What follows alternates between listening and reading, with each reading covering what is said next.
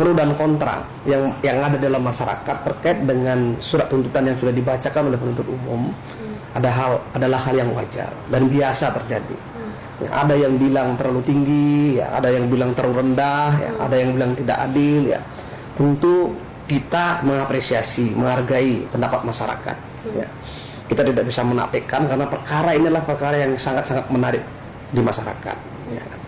Nah, mengenai tadi ada suatu tuntutan, perbedaan tuntutan di masing-masing terdakwa, 5 terdakwa yang kami ajukan, ya, yaitu PS Verdi Sambo mendapatkan seumur hidup, ya. Terus Eliezer mendapatkan 12 tahun, PC, Kuat Ma'ruf dan Riki Rizal mendapatkan masing-masing 8 tahun, ya kan. Ini tentu ada hal-hal yang dipertimbangkan oleh penuntut umum, ya. Antara lain, ya, kita melihat dari sisi peran masing-masing pelaku, mensrianya, ya kan, sehingga kami membagi 3 klaster. Ya. Klaster pertama adalah orang-orang atau pelaku atau terdakwa yang secara langsung, ya, menyebabkan menghilangkan nyawa orang lain. Di mana klaster itu adalah ada FS sebagai intelektual dader dan Eliezer sebagai dader, jadi sebagai eksekutor daripada tindak pidana pembunuhan berencana ini. Klaster kedua yaitu ada Ibu PC, ya, ada Kuat Ma'ruf, ya, ada juga di sini Riki Rizal Wibowo, ya. Mereka adalah sebagai orang yang memang tahu adanya suatu tindak pidana pembunuhan berencana, tetapi tidak secara langsung menyebabkan kematian, menghilangkan nyawa orang lain, yaitu korban. Ya. Ini klaster yang kedua. Ya, sehingga dari 2 masing-masing peran ini adalah berbeda kita melakukan suatu tuntutan. Klaster yang ketiga adalah pasca terjadinya suatu pembunuhan, yaitu orang-orang yang melakukan tindak pidana obstruction of justice di luar daripada pasal 340, ya, untuk pasal 55 ayat 1 ke 1 yang kita dakwakan, gitu loh. Masing-masing ini tidak bisa disamakan, ya kan. Kalau orang secara tidak langsung PC misalnya yang berkembang di masyarakat, nggak bisa kita samakan dengan perbuatannya FS, tidak bisa kita samakan dengan perbuatannya Eliezer. Nah, inilah yang dinilai oleh penuntut umum, kemudian penuntut umum menyampaikan kepada pimpinan, pimpinan tentunya menyetujui apa yang disampaikan oleh teman-teman penuntut umum.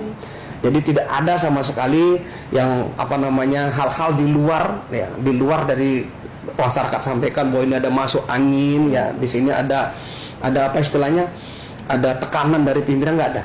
Murni adalah dari penuntut umum, karena jaksa itu adalah satu, end on the bar. Jadi apa yang keluar dari kejaksaan itulah yang harus dibacakan, dan itu adalah mulai dari suatu proses yang panjang, ya. Bagaimana fakta hukum itu kita nilai secara bersama-sama, dan masyarakat juga sudah tahu itu. Ini yang perlu kami jelaskan.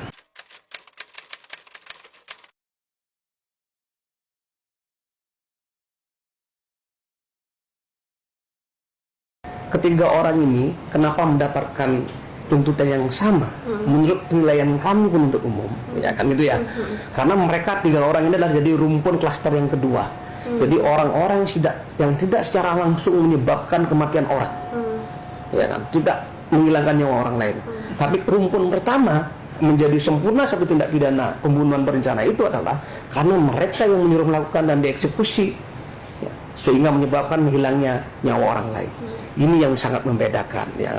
Nah, rumpun yang kedua ini mereka tidak berbuat untuk melakukan satu tindak pidana secara langsung, tapi dia mengetahui satu tindak pidana dan mengetahui suatu proses perencanaan, tapi tidak berbuat apa-apa untuk menghentikan, apalagi tidak menghalangi atau memberikan saran agar tindak pidana itu terjadi. Seperti itu.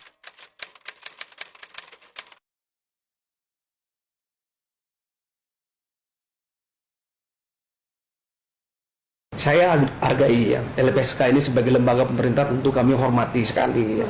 Saya mengapresiasi semua proses persidangan, pengamanan terhadap diri terdakwa dari Baradahe sampai saat ini juga berjalan dengan baik, itu kami hargai.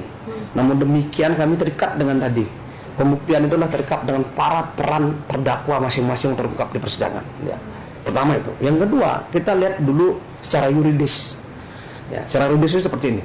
Apakah pembunuhan berencana secara limitatif diatur di dalam Undang-Undang LPSK adalah berhak mereka diberikan, ya, itu diberikan justice kolaborator.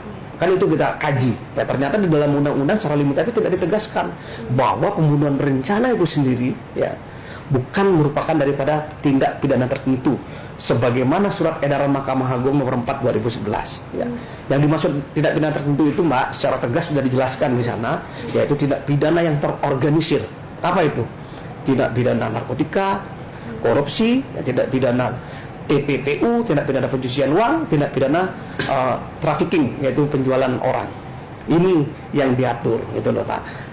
Khusus perkara pembunuhan berencana secara limitatif atau secara tegas tidak diatur mengenai itu. Itu satu. Yang kedua yang menjadi pertimbangan yang paling terpenting di sini adalah saya sudah sebutkan di awal bahwa mereka termasuk klaster pertama, yaitu klaster pelaku utama dalam suatu tindak pidana. Ini jelas secara undang-undang tidak dibenarkan.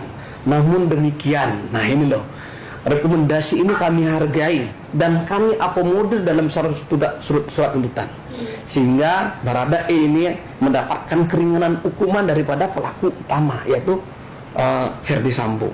Nah itu loh, sehingga sangat jauh jaraknya. Ferdy Sambo kita berikan tuntutan seumur hidup, sedangkan Baradae di sini kita berikan tuntutan 12 tahun. Nah itu sudah hal yang meringankan. Kenapa? Karena termasuk saksi yang kooperatif, saksi yang membuka, saksi yang berkata jujur kita anggap dalam satu persidangan dan konsisten memberikan persidangan. Kalau seandainya dia tidak melakukan itu, kita samakan mungkin tuntutannya dengan Ferdy Sambo itu loh. Nah, jadi selama ini yang berkembang di masyarakat bahwa mereka ini bisa tidak dipertanggungjawabkan secara pidana. Nah itu ada di dalam satu tindak pidana pasal 44 sampai pasal 52 KUHP. Itu berbeda sekali dengan JC. Berbeda sekali. Karena pertanggungjawaban pidana pasal 44 sampai pasal 52 KUHP itu adalah itu menghilangkan pidana dan tidak harus di pengadilan. Pertama dari jaksa itu kalau pada saat penelitian tahap pertama itu sudah dengan sendirinya tidak sampai ke pengadilan perkaranya. Karena apa? Terikat dengan tadi. Kalau dia melakukan perintah undang-undang seperti regu tembak, ya, itu diatur oleh undang-undang. Ya, dan mereka tidak akan dihukum karena undang-undang yang memerintahkan dia untuk melakukan menghilangkan nyawa orang lain. Tapi kalau ini melaksanakan perintah jabatan tidak tepat juga. Karena tidak melaksanakan perintah jabatan yang sah itu tidak ada sampai menghilangkan nyawa orang lain, ya kan? Nggak ada. Nah, inilah yang sering disampaikan di beberapa media, ini tidak sama dengan pertanggungjawaban pidana dengan GC, sangat berbeda. Ya, GC ini juga Mbak, ya saya sampaikan GC ini yang pada akhirnya nanti pada proses persidangan ke depan ini adalah yang menentukan adalah majelis hakim. Yang kami hanya merekomendasikan, apakah rekomendasi kami itu berupa terdakwa yang bekerja sama dan kooperatif memberikan keterangan secara jujur, ya kan? Itu apa sampai di sana atau nanti diberikan GC khusus sehingga dia diberikan hukuman lebih ringan daripada terdakwa yang lain. Ini proses masih panjang, masyarakat harus menunggu ini seperti itu.